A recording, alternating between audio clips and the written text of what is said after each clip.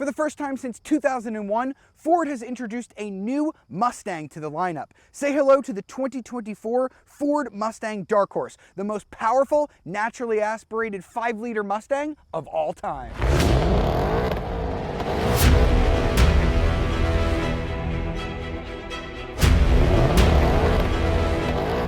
What's up everybody, Jared here with Carbuzz.com, and as I said in the intro, I am out at the Charlotte Motor Speedway driving the latest addition to the 2024 Ford Mustang lineup. Now, as we know, the 2024 Ford Mustang is kind of a refresh of the outgoing Mustang, but they are calling this an all-new generation. We do have kind of the same bones as before, but as you can see, this car looks very different than the Mustang it replaces. Now, the Dark Horse, it's a brand new model within the Mustang lineup. It sort of kind of replaces the old Mach 1, so you're getting a little bit more performance than what you would get in a normal GT, but not quite as much performance as you used to get from models like the Shelby GT350 and the Shelby GT500. Now, with the placement in the lineup out of the way, let's talk about what you get on the Dark Horse appearance-wise. Now, the front end of this car is very different than some of the other Mustangs that you can buy.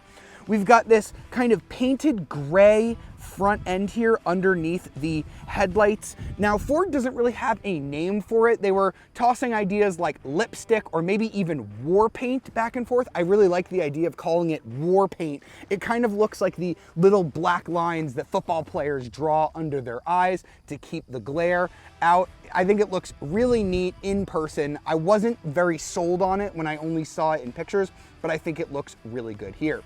We've got a different grille than what you get on the normal Mustang as well. That is to cool this big 5-liter V8 engine. You can see that we have dual intakes right here on either side of the grille. Now, this color is called Race Red. There are some really cool colors here on the Dark Horse, but the Race Red really pops in the sun.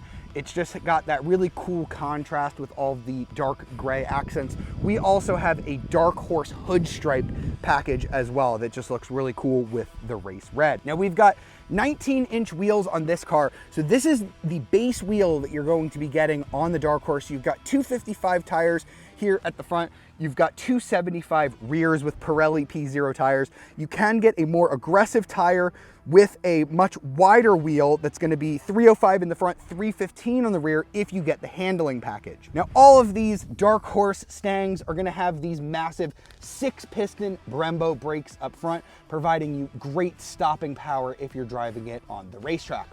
We have a new logo for the Dark Horse. This is the first time that Ford has done a front-facing horse like this for the Dark Horse, so brand new logo for this car. And as we move around the back, you're going to see a lot of similarities between the Dark Horse and the standard Mustang. We've got this new kind of angled inverted tail light here that is kind of neat. Here at the back, we have another one of those Dark Horse badges, and then we do have a nice spoiler here on the deck lid. And it's gonna be a slightly different story in the trunk, honestly, compared to something like a Camaro. The Mustang actually has a decent amount of trunk space. You can see we've got a suitcase here, we've got my backpack here. We still have some more space in there, and you can go ahead and fold those seats down to get a little bit of extra room. So honestly, the Mustang really isn't a bad cargo hauler. And if you're wondering how practical the Dark Horse is, I'm gonna go ahead and say not very. Like most Mustangs, you do get a little handle here on the back of the Recaros to go ahead and fold these seats forward. And then if you're brave and want to try to get into the back seat, you can. As you can see, I don't have any leg room left. I really don't have any headroom either, so not a very practical place unless you're just putting like children back here. Next, let's move on to the interior of the Dark Horse, where straight away you're going to see that we have the optional Recaro seats. These are going to be kind of a polarizing option, I would say. If you plan to drive this car every day, I probably would go ahead and skip these Recaros, but they are amazing if you're planning on doing any kind of track driving. They hug you in great with these bolsters. We've got this dark blue indigo leather here with some blue striping. We've got kind of an Alcantara here in the center for better breathability. You can also get these in a brighter blue as well that comes as part of the appearance package on this car that we don't actually have on this model. And if you don't get these Recaros, you are going to get a power seat. These Recaros are manually adjustable, and those power seats do also have heating and ventilation. So much more comfortable if you're just looking for something comfortable on the road that you're gonna drive every day. And now let's check out the rest of the interior here. We'll go ahead and start her up. We've got our start button down here. I will obey traffic laws. And we'll shut the door. So now we can see the cabin is pretty much shared with other Mustang models. We've got this big screen apparatus here. We've got a lot of different fun functions that we can play with here on the gauges, on this digital gauge cluster. So if I go ahead and push this little Mustang button down here, I can then pull up my cluster theme, and you can have it match your drive modes, or you can change it manually. So this is going to be your normal mode. Your sport mode is going to change the gauges considerably. I can go ahead and put it into track mode. Now I'm going to have kind of a very big tachometer here. I think that looks really cool. I've got the calm gauge, which is, you know, just kind of more simple, more black screen real estate.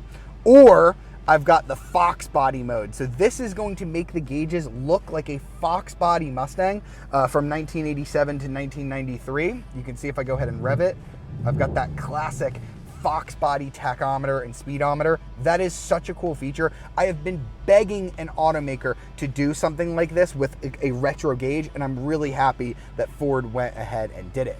Now, also on this screen, I can customize the colors, so you can have a primary color, a secondary color. Ford has been doing this for quite a while, actually. The rest of the interior, kind of simple Mustang stuff. Nothing too special in terms of the material. We do have some cloth here on the door, this kind of faux carbon fiber weave, kind of more faux carbon fiber on the steering wheel. We do have some blue stitching on this car as well.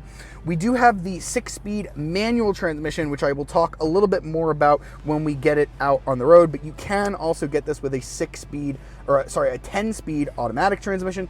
And then over here we have an electronic handbrake that is made to look like a regular manual handbrake. You just kind of pull it up to activate. You just kind of push it down to drop it down. And you can actually put this into a drift mode where you can kind of pull on this to initiate a slide. This is a really cool feature, and it does feel really substantial. I love this. This might be the best electronic parking brake I have ever seen. Now, before we get the Dark Horse out on the road, I want to show you one of the coolest features of the brand new Mustang. You can also get this on the Mustang GT, so you don't need to get the Dark Horse for it, but it is really cool. So if I go ahead and remote start the vehicle, as you would normally, it's going to go ahead and start up. But now we've got the remote Rev feature. So what I'm going to do is I'm going to push unlock and lock within a few seconds of each other, and it's going to rev the car without me in it. Watch this.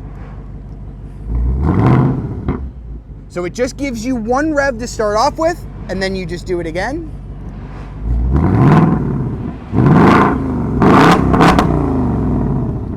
And now all of your neighbors will absolutely love you. All right, so now we are behind the wheel of the new Mustang Dark Horse. We're starting the morning off with a street drive. I've taken the Dark Horse without the optional handling package because I think that's the one that's a little bit more livable out on the road, and then we'll drive the handling package when we get onto the racetrack. Under the hood, we've got Ford's 5-liter Coyote V8 engine, but we do have some improvements here. This is actually the most powerful version of the Coyote that Ford has ever built, with 500 horsepower. So that is about 15 horsepower more than what you're going to get from the standard Mustang GT. Now, they've done that through some clever ways. They've actually put the forged connecting rods from the GT500 Shelby in here. They've also increased the peak RPM by about 100. And one of the biggest changes, if you get the manual transmission, is that this manual transmission is actually a Tremec box rather than the Getrag that the Mustang GT uses. This was the same transmission that you used to get in the Shelby GT350, and I gotta say, it's fantastic. The shifts on it are so crisp. You can hear as it blips the throttle under a downshift. That's not me doing it, that's the car. And it is so well calibrated that I do not feel the need to turn it off and try heel towing myself It's that good. The actual shifter itself, obviously we've got this really nice titanium shift knob with the sort of blue tint on it. Not only does it look cool, but the shifts themselves, oh, they're just so much crisper. I'm not finding myself missing shifts the way that I sometimes do driving that Getrag transmission. And if you get the manual, you are going to get an additional transmission oil cooler to keep the transmission cool on the racetrack. I don't think you get that with the 10-speed automatic transmission, which is also available. Honestly, I think a big reason why you're going to want the Dark Horse is for this Tremec 6-speed, and you kind of lose a little bit of that if you get the 10-speed auto. Now, the transmission and the engine aren't the only things different here on the Dark Horse. We've got additional brake cooling, we've got NACA ducts, we've got an additional engine cooler, we've got a rear axle cooler, we've got a lighter radiator with stronger fans, all to keep that massive Coyote engine nice and cool on the racetrack. Also got MagneRide shocks as standard on all Dark Horse models. It's definitely on the firmer side. You can go ahead and adjust the various settings depending on whether you're in the normal, sport, or track modes, but even in the most soft mode, you are kind of getting bounced around in here. This is not really the Mustang that you're going to be wanting to drive every day unless you're very much on the hardcore side of being a sports car enthusiast. Of course, if you want to go even crazier with the Dark Horse, you can go ahead and go for the handling package. That's going to get you stiffer springs. It's still the MagneRide dampers, but they are going to recalibrate them a little bit. You're going to get larger sway bars, you're going to get gurney flaps, you're going to get Trofeo tires that I mentioned are wider than what is on this non-handling package. And that is just going to really dial up the performance on this car, but it is going to hurt the everyday drivability. We're on kind of a rough bit of pavement right here, and you can really feel all of the kind of micro vibrations in the road. But if you're looking at Mustangs, you're probably used to that. Now, in terms of how this feels to previous Mustangs that I've driven, you know, I guess this kind of compares with something like a Mach 1 or a GT Performance Package 2 as Ford used to offer. I would say that overall, this does feel kind of a step above them because of that amazing engine. I'm gonna go ahead and take it out of normal mode. I'm gonna put it in sport mode, which is probably what you should be using on the street. Downshift it a little bit. Oh, it's just so fast. It pulls so hard in every gear. I mentioned how much I love this Tremec manual, but I gotta say, because it has so much torque and it's just such a powerful engine, this is one of the easiest cars to learn how to drive manual on. You just can't stall the thing. It just has torque in every gear. You can bang shifts super easily in it. This thing is an absolute missile. You can change the steering modes here on the steering wheel as well. You have sort of a normal mode, you have like a little bit of a lighter mode as well. I don't notice like that big of a difference between them. It's not like as heavy as BMW likes to make its sport steering, but it is there if you kind of like that heavier, more macho feeling in the steering wheel. This is a whole lot of fun to drive. Oh, it doesn't quite have that I'm gonna bust out of the hood sound that you used to get from the old GT350 with the Voodoo motor, but it is pretty darn close, and this is a really, really fun Mustang. But honestly, I'm not doing it justice by driving on these back roads of North Carolina. To really best enjoy the Dark Horse, I've got to take it out on the racetrack. All right, so now we're gonna get the Dark Horse out on the racetrack. I have switched to a car that has the handling package. So we have the wider, stickier Pirelli Trofeo R tires, 305 at the front, 315 in the rear, but I have kept the Recaro seats. You probably want those if you're going to be tracking your Mustang a lot, and I have kept the 6-speed manual to start with. All right, now we're on the track. I'm coming up to the first corner. This is going to allow me to show off a feature that I didn't use out on the road, the no lift shift. Ready? Woo! That works so well. Into fourth. It just allows you to keep your foot planted so that you don't have to worry about those shifts quite as much. Oh yeah. And then we're hard on the Brembos. The The car is doing all of the heel toe work for us because it has rev matching, which is fantastic. Yes. Down into second. Don't really need second. There's so much torque. You can just kind of stay in third if you really want to. You don't need to go down into second on this manual box, but you kind of want to because the Tremec is so good and you just have so much fun downshifting, and it can do the heel toes so well, you trust it to go down a gear quickly, even if you're not an experienced driver with a manual on a racetrack. The car just has so much grip to play around with. I could chuck it into these corners. Woo! I know that the car has enough tire under it because this is the same width you used to get on the GT500. So I think what we learned is that the Dark Horse is just an extremely capable package. For a 5-liter Mustang to have this level of performance in it, it doesn't have that, you know, that engine that you used to get from cars like the GT500, but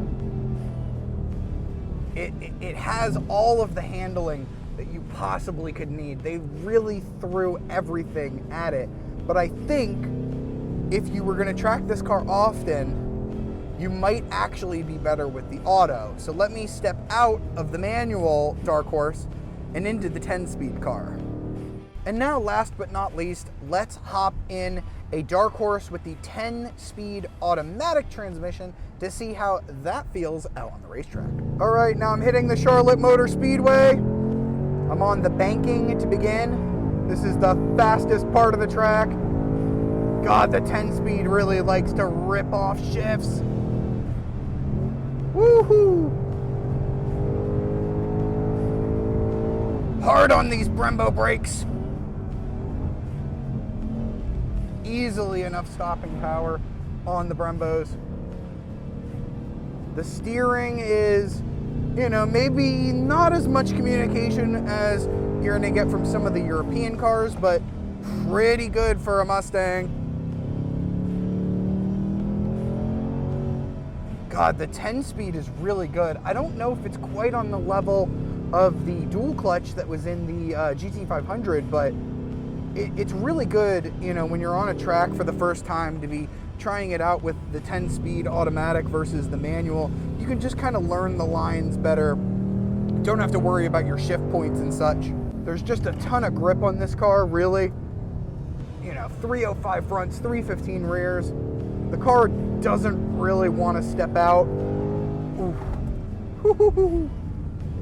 You can pull a ton of G with those brakes.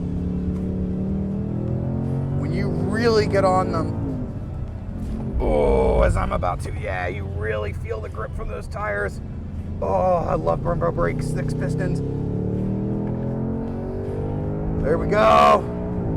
You're just missing that power that you would have in the GT500, but oh, this car just has so much chassis. Oh, it's fantastic. Ooh. Trying to stay into it, trying to really brake hard here. Oh, yeah. Yes. Oh, fantastic on the brakes. Yeah, the automatic, really easy to get used to on the track, honestly. Just so much grip in this car.